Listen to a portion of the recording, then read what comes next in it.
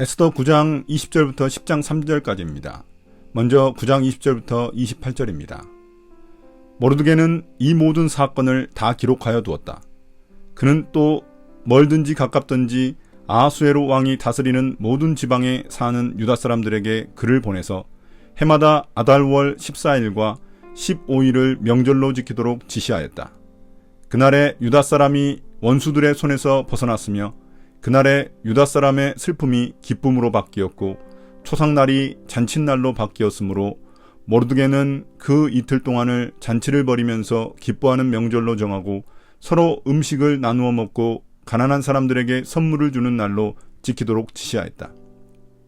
그래서 유다 사람들은 모르드게가 그들에게 글로 써서 지시한 대로 자기들이 시작한 그 명절을 해마다 지켰다. 유다 사람의 원수 아각의 자손 함무다다의 아들 하만은 유다 사람들을 죽여 없애려고 주사위의 일종인 부르를 던져서 유다 사람들을 다 없앨 날을 받았으나 에스더가 그 음모를 왕 앞에 말하니 왕은 하만이 유다 사람을 해치려고 꾸민 악한 흉계가 하만 자신에게 돌아가도록 하고 하만뿐만 아니라 그의 모든 아들까지도 장대에 매달도록 글로 써서 조서를 내렸다. 그래서 주사위의 일종인 부르라는 말을 따라 이 두 날을 불러서 부림이라고 하였다. 이 모든 사건은 유다 사람 스스로가 직접 보고 겪은 것이며 모르드게의 글에도 적혀 있는 것이다. 그래서 그들은 이 두 날을 그들과 자손과 그들에게 귀하하는 모든 사람이 해마다 정해진 때에 글에 적혀 있는 대로 반드시 지켜야 하는 명절로 삼았다. 이 두 날은 유다 사람이면 어느 지방 어느 성읍에 살든지 모든 집안마다 대대로 기억하고 지켜야 하는 날이다. 이틀 동안 계속되는 부림절은 유다 사람들로서는 거스를 수 없는 명절이 되고 자손에게도 잊어서는 안 되는 날이 되었다. 9장 20절부터 28절까지의 해설입니다. 모르드게는 그날에 일어난 모든 사건을 기록하고 유다인들에게 아달월 곧 12월 14일과 15일을 해마다 명절로 삼아 지키도록 권합니다. 이 날은 유다 민족이 원수의 손에서 구원을 받아 슬픔이 기쁨으로 애통이 절기로 바뀐 날입니다. 그래서 모르드게는 이 이틀 동안을 기쁨과 잔치의 날로 정하고 이웃과 음식을 나누며 가난한 사람들에게 선물을 베푸는 날로 삼도록 했습니다. 이 명절이 생겨난 배경도 간단하게 덧붙입니다. 아각 사람 함무다다의 아들 하만이 유다 민족을 멸살하기 위해 부르, 즉 주사위를 던져 그날을 정했고 왕을 속여 유다인을 멸절하려는 음모를 꾸몄습니다. 그러나 에스더 왕후가 목숨을 걸고 왕 앞에 나아가 하만의 계략을 밝히자 상황은 역전되었고 하만과 그의 아들들이 도리어 그들이 준비했던 장대에 매달리는 심판을 받았습니다. 이 사건 이후 유다인들은 그날을 잊지 않고 주사위의 이름을 따라 부림절이라고 이름 붙이고 모든 세대와 지방에 있는 유다인들과 유다인 공동체에 속한 사람들은 이 명절을 기억하며 해마다 지키기로 결의했습니다. 부림절은 단순한 승리의 기념이 아니라 하나님의 섭리 가운데 악이 뒤집히고 정의가 실현된 날, 그리고 공동체가 하나 되어 기쁨과 나눔을 실천하는 날이 되었습니다. 9장 29절부터 32절입니다.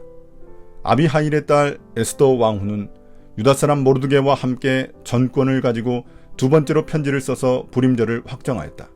위로와 격려의 말이 담긴 그 편지는 아하수에로 왕국 127지방에 사는 모든 유다 사람들에게 발송되었다. 이 편지는 이틀 동안 계속되는 부림절을 확정짓는 것이다. 이것은 유다 사람 모르드게와 에스더 왕후가 지시한 것일 뿐만 아니라 유다 사람들 스스로도 기꺼이 부림절을 명절로 확정하고 그 자손들도 그때가 되면 금식하며 슬피 울면서 지키도록 하였다. 부림절에 관한 규정은 에스더의 명령으로 이렇게 확정되고 그것은 글로 기록되었다. 9장 29절부터 32절까지의 해설입니다. 에스더 왕후는 모르드게와 함께 다시 한번 부림절에 대한 확고한 명령을 내립니다. 에스더는 자신의 왕으로서의 권위를 사용해 페르시아 제국 전역, 즉 127개 지방에 흩어져 살고 있는 모든 유다인들에게 두 번째 편지를 보냅니다. 이 편지는 단순한 행정적 명령이 아니라 유다 공동체를 향한 위로와 격려, 그리고 하나님의 섭리를 기억하며 살아가라는 신앙적 권면이 담긴 메시지였습니다. 이 두 번째 편지를 통해 에스더는 부림절의 의미와 규례를 확정하고 그날을 공식적 절기로 자리 잡도록 합니다. 왕과 모르드게의 이름으로 보낸 이 조서는 절기의 규례뿐만 아니라 그 유래와 배경까지 함께 기록되어 유다 공동체의 역사적 기억을 보존하는 중요한 문서가 됩니다.